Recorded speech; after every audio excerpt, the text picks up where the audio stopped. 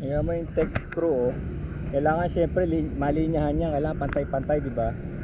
So usually dapat may guide, may nylon, no, ano. Sila dyan pala.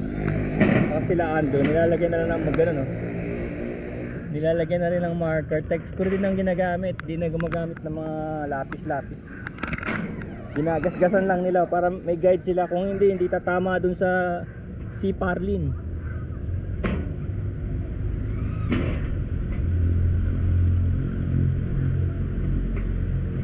Hello! Hello! Sino yan?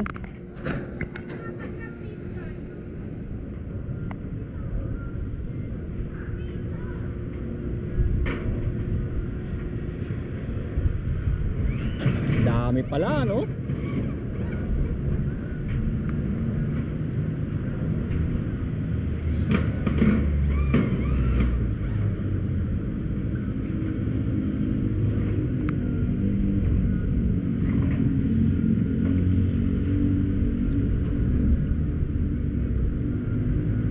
Tapos yung case pala na ano,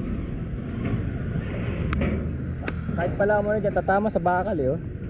Tama sa bakal yung ano.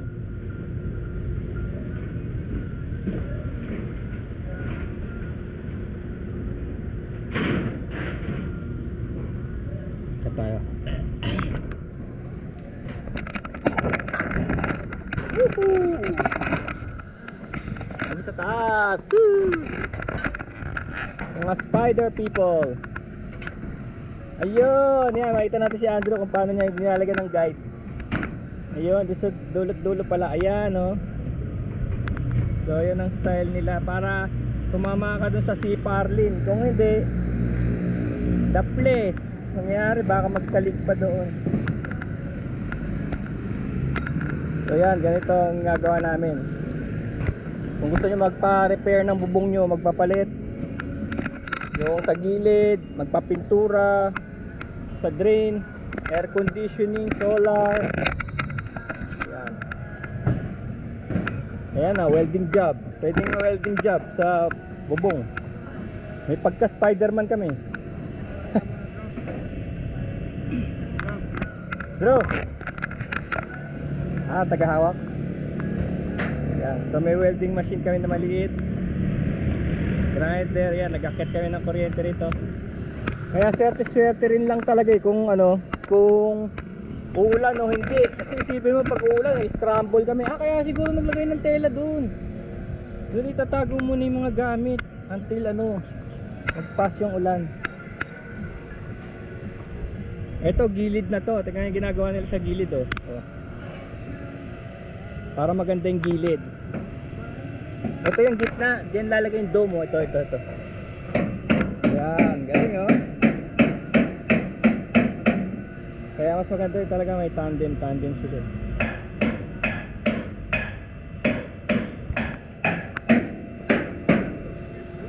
Tutulungan.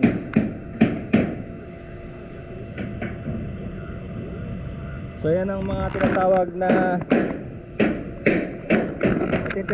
retrofitting, reinforcement. Yan, ito kung gusto nyo. Kasi kita nyo dati yung dating kahoy, oh. Yung dating kahoy na brace.